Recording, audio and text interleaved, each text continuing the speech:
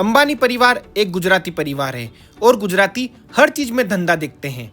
लेकिन इसी गुजराती परिवार का ये लड़का अनंत अंबानी, जिसने सेवा भाव से पशु पक्षियों की सेवा करने के लिए गुजरात में करोड़ों रुपए की लागत से बना वनतारा बनाया है। वो कहते हैं कि पशु पक्षी भगवान का रूप होते हैं। हाथी में हम गणेश जी का रूप देखते हैं, शेर में हम दुर्गा माता का रूप देखते हैं। अब हमने कभी भगवान को देखा नहीं है, तो इन जीवों को ही भगवान का रूप समझ के हम इनकी सेवा करना चाहते हैं। इसलिए हमने वनतारा बनाया है। वनतारा कोई चिड़ियाघर नहीं है, ये उन जीवों का घर है। पर आखिर वनतारा क्या है, हम आपको बताते हैं। गुजरात की जामनगर रिफाइनरी में ग्रीन बेल्ट एरिया के 3000 एकड़ में बना वनतारा जंगली जानवरों का पुनर्वास और ट्रीटमेंट के लिए बनाया गया है। यहाँ 500 से भी ज्यादा एक्सपर्ट्स की टीम 200 हाथियों की देखभाल करेगी। साथ ही अगर उन्हें किसी ट्रीटमेंट की जरूरत होगी तो वो वनतारा में ही किया जाएगा। इसके अलावा बाकी जानवरों के लिए 650 एकड़ में रेस्क्यू और पुनर्वास सेंटर भी बनाया जा रहा है, जिसमें जंगली जानवर या फिर बीमार जानवरों को रेस्क्यू किया जाएगा। गाइस, बेजुबान जानवरों में भी जान होती है, उनका दर्द समझना ही सबसे बड़ा धर्म है। और यही बात वनतारा के माध्यम से अनंत अंबानी पूरी दुनिया को बताना चाहते हैं। क्या आप जानते हैं कि हर साल सैकड़ों हाथी शोषण, तस्करी और अमानवीय परिस्थितियों का शिकार होते हैं। लेकिन अब भारत में वन्य जीव संरक्षण की परिभाषा बदलने वाली है।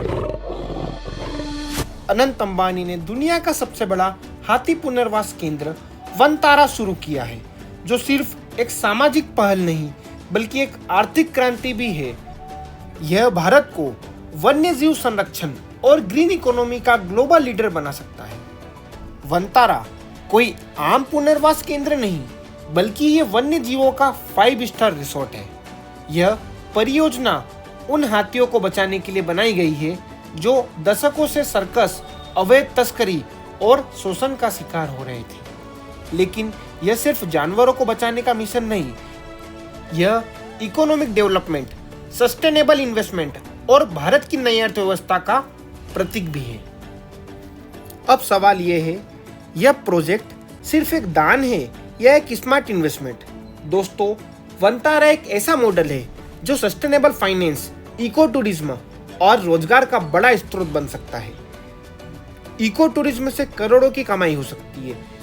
यह परियोजना भारत के इको टूरिज्म सेक्टर को एक नई ऊंचाइयों पर ले जा सकती है।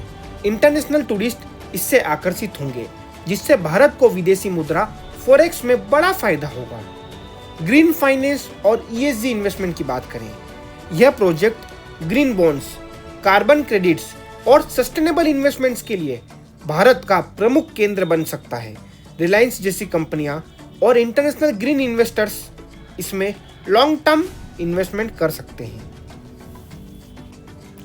स्थानीय अर्थव्यवस्था और रोजगार सृजन, हजारों लोगों को सीधा रोजगार मिलेगा। वन्य जीव experts, medical professionals, tour guides, hotel industry, स्थानीय बाजार, हैंडीक्राफ्ट और ऑर्गेनिक फार्मिंग को भी बढ़ावा मिलेगा। आज तक अमेरिका, अफ्रीका और यूरोप में ही इस तरह के वाइल्ड लाइफ कंजर्वेशन प्रोजेक्ट्स हुए हैं, लेकिन भारत वनतारा को इस फील्ड में ग्लोबल लीडर बना सकता है। भारत पहली बार दुनिया की सबसे बड़े वन्यजीव पुनर्वास केंद्रों में शामिल होगा। अंतर्राष्ट्रीय संगठनों जैसे UN, WWF और इंटरनेशनल ग्रीन फंड्स से भारी निवेश मिलने की संभावना है। यह परियोजना भारत की ग्रीन डिप्लोमेसी को और मजबूत बनाएगी। अनंत अंबानी सिर्फ एक उद्योगपति नहीं, बल्कि भारत के नए युग के विजनरी लीडर भी हैं। उनका मानना है कि उद्योग और पर्यावरण साथ साथ आगे बढ़ सकते हैं। वनतारा के बाद और अधिक वन्यजीव पुनर्वास केंद्र बनाने की योजना है उनकी। इको फ्रेंडली इंफ्रास्ट्रक्चर और सस्टेनेबल टूरिज्म को बढ़ावा देने की योजना है उनकी। रिलायंस फाउंडेशन के जरिए इंटरनेशनल कंजर्वेशन मिशन का हिस्सा बनना। वनतारा सिर्फ एक परियोजना नहीं, बल्कि एक युग की शुरुआत है, जहां व्यापार, पर्यावरण और समाज साथ मिलकर आगे बढ़ सकते हैं। मेरी आप सबसे एक विनती है, अगर भारत को वन्य जीव संरक्षण और ग्रीन इकोनॉमी में नंबर 1 बनाना है तो हमें भी इस मिशन का हिस्सा बनना होगा। अगर आपको वानतारा प्रोजेक्ट पर गर्व महसूस होता है तो इस वीडियो को लाइक करें, शेयर करें और हमारे चैनल को सब्सक्राइब करें। प्रधानमंत्री नरेंद्र मोदी जी ने हाल ही में गुजरात के जामनगर जिले में स्थित वानतारा वन्य जीव केंद्र का उद्घाटन किया। उद्घाटन के दौरान प्रधानमंत्री मोदी ने केंद्र का दौरा किया, अस्पताल और अन्य सुविधाओं का निरीक्षण किया और विभिन्न प्रजातियों के जानवरों के साथ समय बिताया। उन्होंने शेर के बच्चे को दूध पिलाया और जिराफ को खाना खिलाया। यह केंद्र न केवल वन्य जीव संरक्षण में महत्वपूर्ण भूमिका निभाता है, बल्कि स्थानीय समुदायों को स्थायी आजीविका के अवसर और मान्य पशु देखभाल में प्रशिक्षण भी प्रदान करता है।